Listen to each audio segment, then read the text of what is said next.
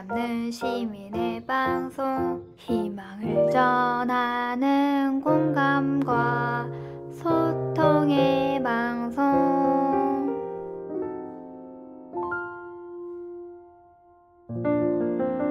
시흥의 희망을 전하는 방송, 시흥 FM입니다.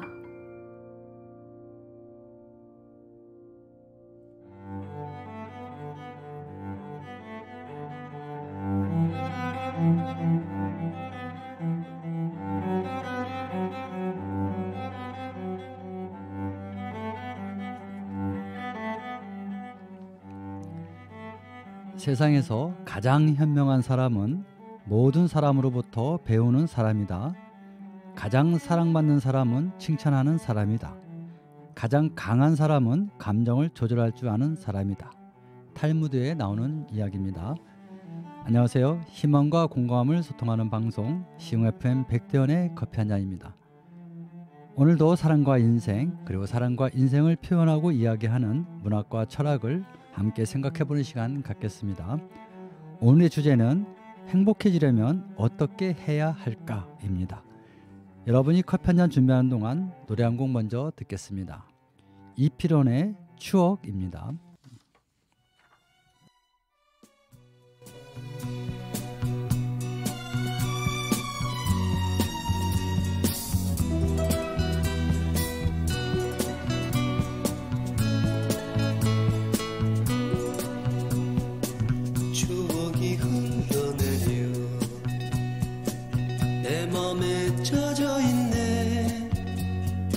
쌓여진 옛 이야기 잊을 수 없다네.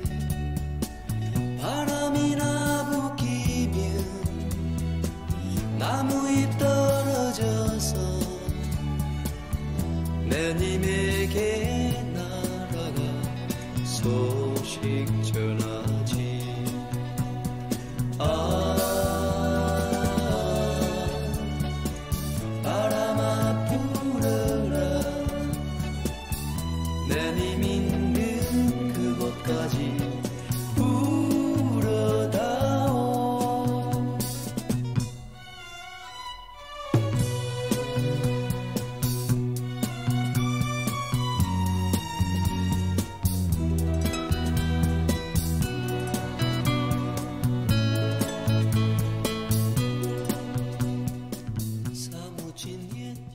처음 가는 길이라 핸드폰 내비게이션에 주소를 입력하고 달리기 시작했습니다. 안내 음성에 따라 100m 앞에서 우회전하라고 하면 우회전하고 10시 방향으로 가라고 하면 가고 지시대로 잘 갔습니다. 목적지에 거의 도착할 때쯤에 길이 세 갈래가 나왔습니다. 안내 음성은 여전히 자세히 설명해 주었지만 잘 이해가 되지 않았습니다. 당황스러워서 음성만 의지하지 않고 핸드폰 지도에 나와 있는 진행 흐름을 알려주는 붉은 줄을 보고 잘 따라 빠졌다고 생각했습니다. 그런데 조금 지나자마자 안내 멘트는 잘못된 길로 진입했는지 다시 검색을 하더니 200m 앞 교차로에서 유턴하라고 했습니다. 유턴을 했는데 이번엔 우회전하라 하고 조금 더 가니 좌회전하라 하고 연거푸 우회전 좌회전이 나왔습니다. 그런데도 목적지는 안 보이고 이렇게 몇 번을 우회전 좌회전 하다가 30분 늦게 목적지에 도착했습니다.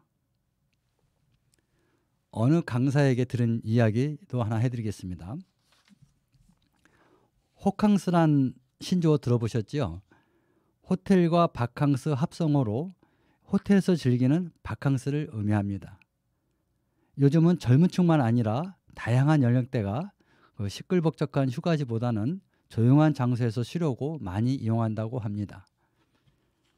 웬만한 호텔은 객실 내부 편의시설이 최고급으로 되어 있고 옥상이나 실내에 수영장도 있고 피트니스 시설도 있고 식당도 최고급 음식으로 다양하게 준비해서 손님 유치에 많이 신경을 쓰고 있다고 합니다. 암튼 숙박한 기간이 이틀이나 3일, 며칠이든 돈을 지불한 그 시간만큼은 최고의 고급 시설을 마음껏 이용할 수 있어서 인기가 높다고 합니다. 강사는 호캉스를 가지고 인간의 삶과 연결지었습니다.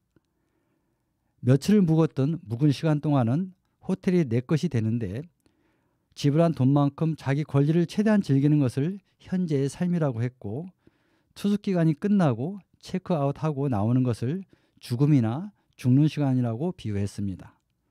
그 이유는 조금 후에 계속하기로 하겠습니다. 다시 내비게이션 이야기를 해볼게요. 이 글의 주인공은 바로 저입니다. 저는 초행길이라 주소를 검색해서 달리기 시작했던 것입니다.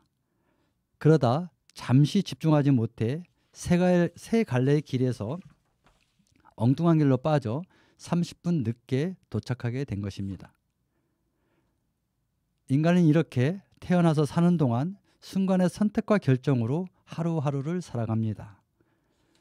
철학자 사르트르는 이것을 버스, 태어남, 데스, 죽음이라고 했고, 그 사이를 선택, 초이스라고 했습니다.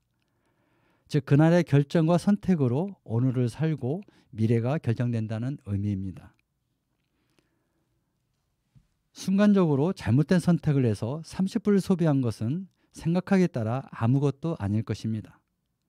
살다 보면 이럴 수도 있고 저럴 수도 있으니까요. 그러나 인생 전체를 80년이나 90년을 산다고 할 땐 생각보다 많은 시간을 낭비하는 꼴이 됩니다. 하나의 예를 들어보면 어떤 사람이 부산을 가기 위해 티켓을 구입하고 승강장에서 잠시 기다리는 도중에 어제 다른 사람과 말싸움했던 기억이 떠올랐습니다. 그 생각에 몰입되는 순간 부산행 버스가 출발한다는 소리를 듣고 금방 앞 유리에서 보아두었던 부산행 버스에 얼른 올라탔습니다. 차창밖을 보면서 여전히 어제의 그 일과 이런저런 생각을 했습니다.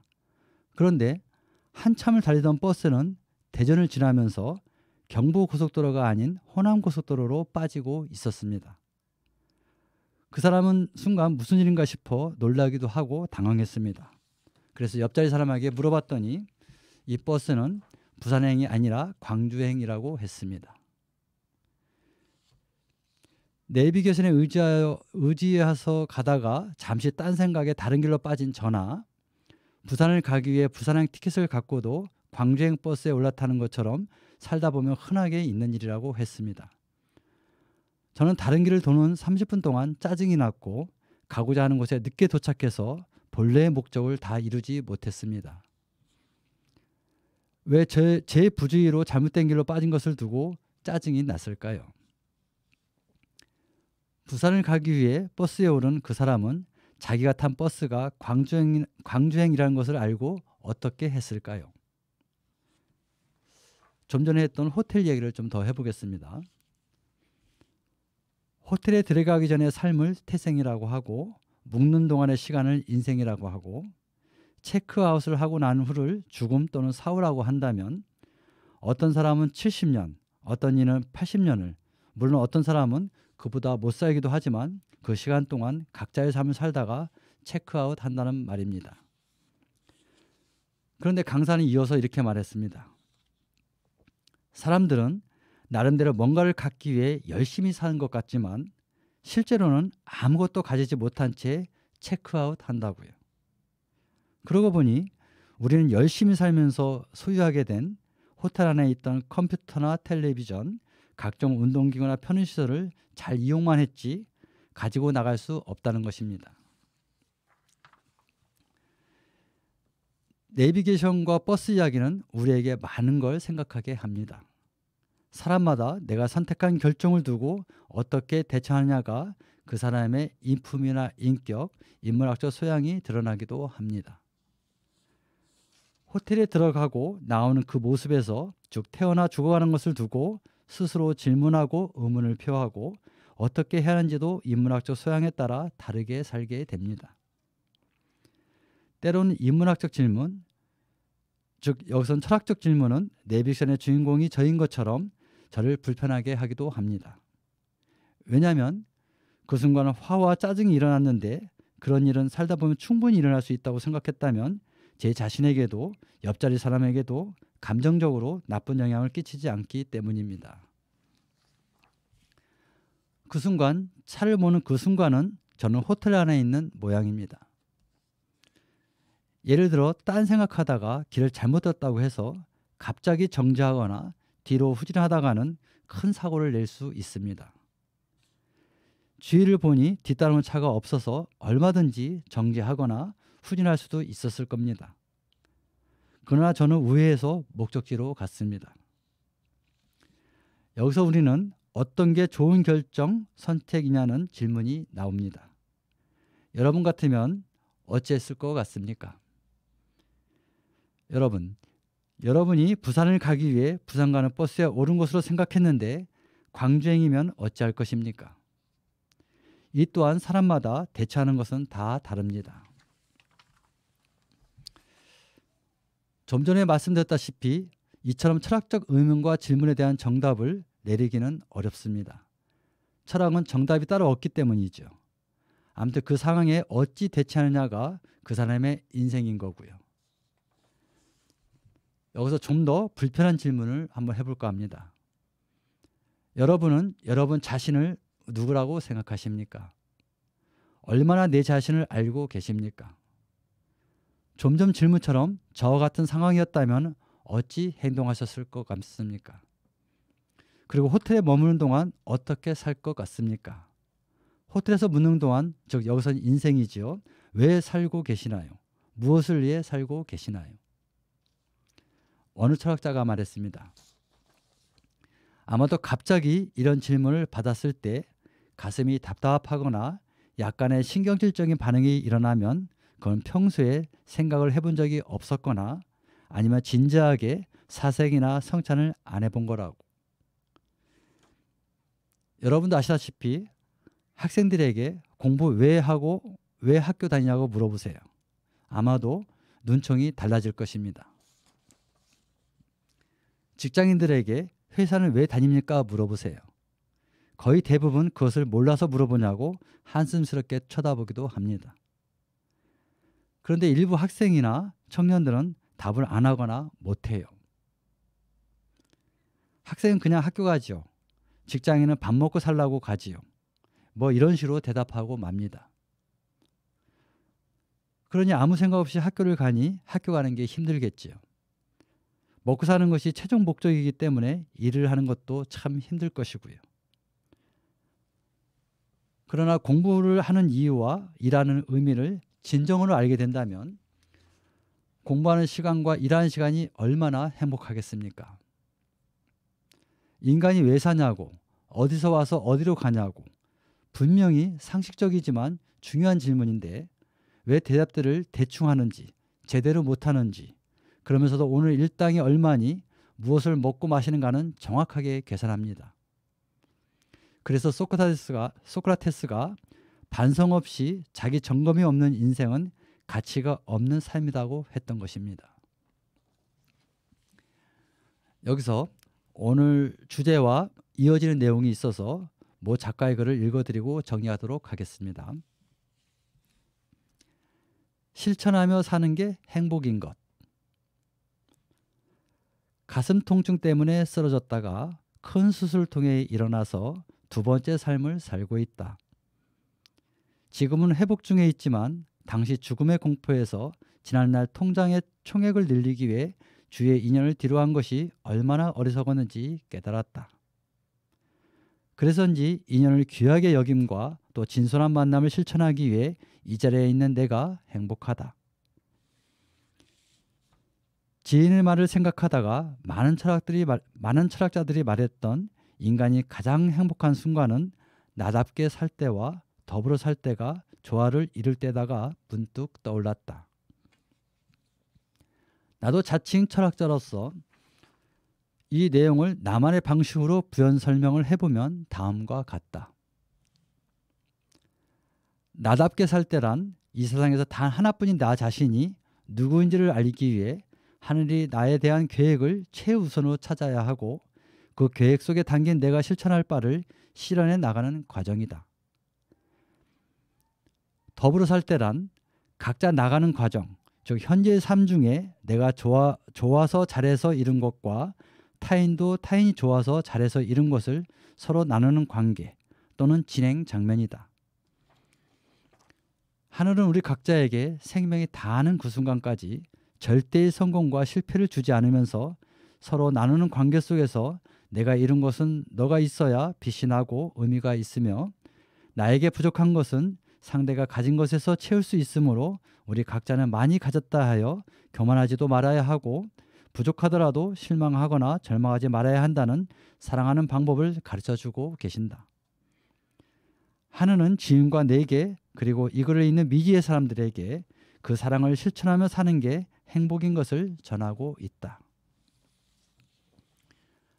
공부하는 사람들의 퀀텀 점프. 커피를 사려고 편의점에 들렸는데 60대 남성이 노또를 하고 있었다. 그 장면을 보면서 퀀텀 점프란 단어가 생각났다.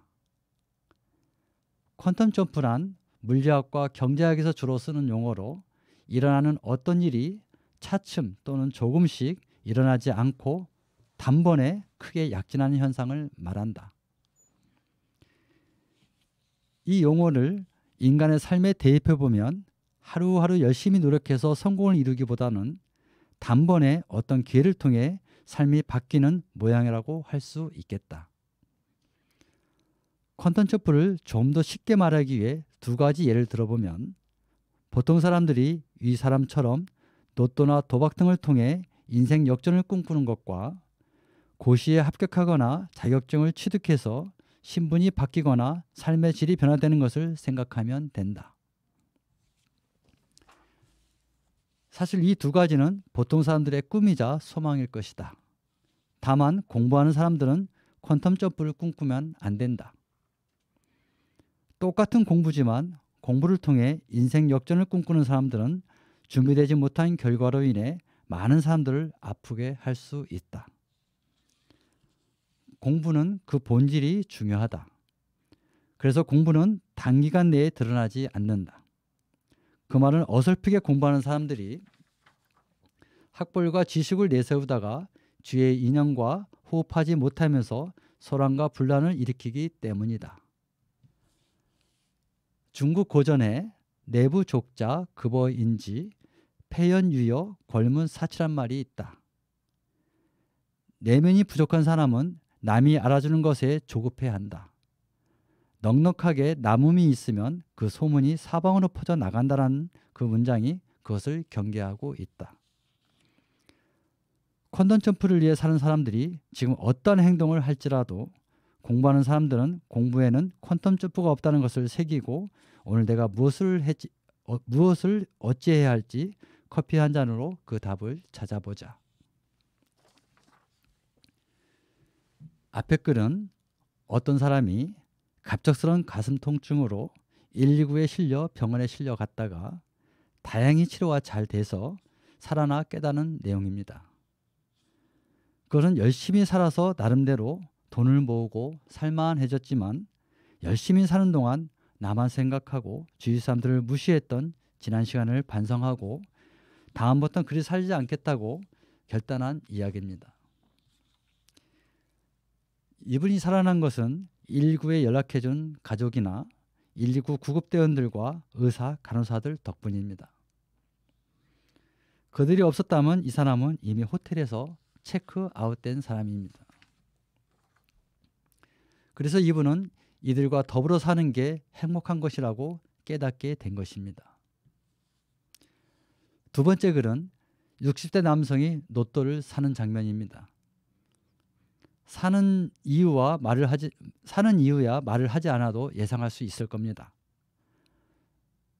사람들은 이 60대 남성처럼 현재 가진 것이 없을수록 그것을 갖기 위해 행운을 바라기도 하고 심지어는 도둑질이나 사기 등 무엇이든지 하는 실정입니다.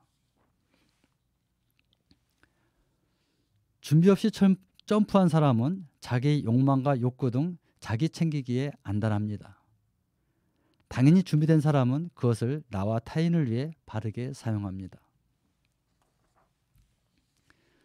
호텔 안에 들어가면 쿠션이 좋은 침대가 있고 따뜻한 물이나 찬물을 취향대로 조절해서 쓸 수 있는 샤워기나 비데가 있고 한식, 양식, 일식 등 마음껏 먹을 수 있는 식당도 있고 수영장이나 마사지 등을 이용할 수 있는 시설도 있고 이렇게 없는 게 없습니다.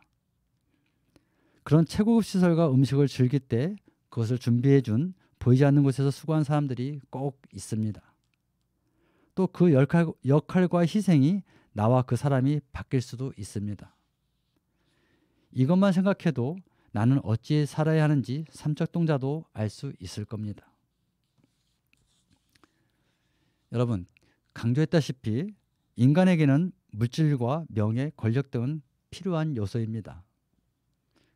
그 크기는 하늘의 계획과 나의 노력이 매칭될 때만이 가진 것을 갖고 행복을 누릴 수 있습니다. 준비되지 않은 자가 물질을 갖게 되면 졸부가 돼서 자신과 그 자식이 망하고, 준비되지 않은 자가 명예를 얻으면 그 자리 유지하기 위해 그 좋은 머리로 남의 것 갖다 쓰고, 준비되지 않은 자가 힘 있는 자리에 앉으면 힘없는 사람 이용해서 자기 뱃속 채우기 급급한 것입니다.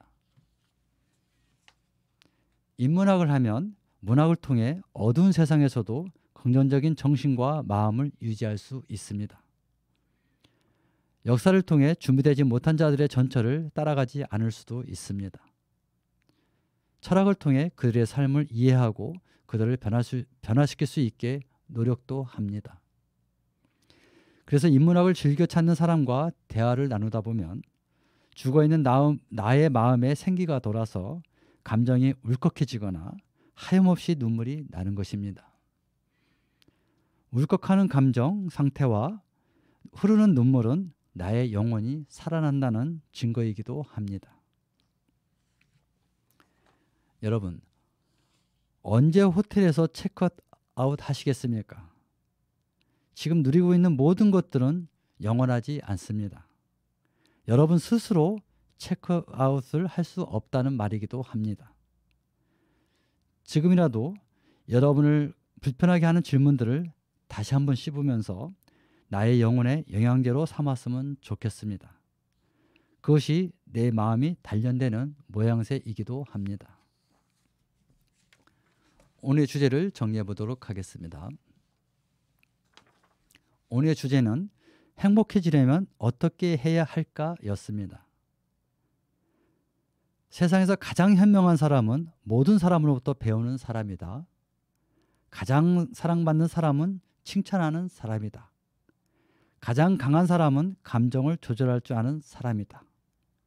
탈무드에 나오는 말처럼 주의 모든 인연을 통해 배우는 사람, 주위 인연들에게 작은 것도 칭찬하는 사람, 사는데 순간순간 감정이 상해도 감정을 잘 조절하는 사람, 이런 사람들이 되기 위해서는 나의 일상에 인문학이 함께해야 합니다. 인문학은 나의 마음을 겸손하고 따뜻하게 하고 무엇보다 삶의 지혜를 갖도록 강하게 단련합니다. 그 단련의 결과가 마음이 평안해지는 것입니다. 마음의 평안만이 인간을 행복하게 합니다. 많이 추워진 날씨인데요. 감기 조심하시고요. 한 주간도 커피 한 잔 드시면서 오늘의 주제를 나눠보셨으면 좋겠습니다. 지금까지 시흥FM 백대현의 커피 한 잔이었습니다. 마지막 엔딩곡은 김범용의 인생길입니다. 감사합니다.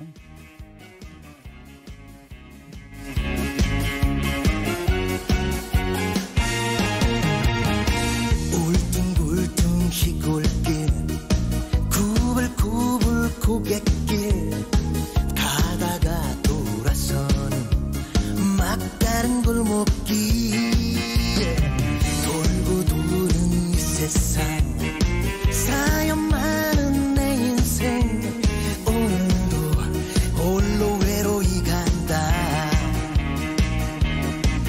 아하 마음 하나 못 비우고 아하 한치 앞도 모르면서 왜 이리 근심으로 사는가. 욕심내지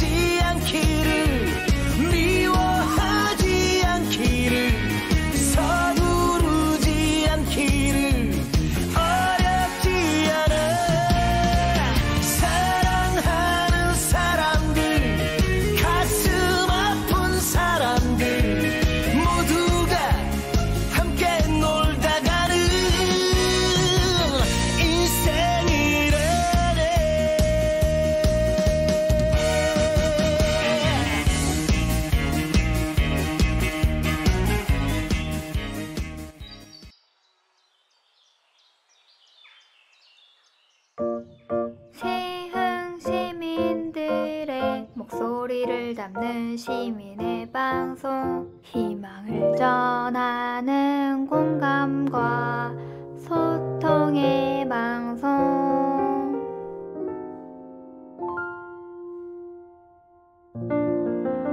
시흥의 희망을 전하는 방송, 시흥 FM입니다.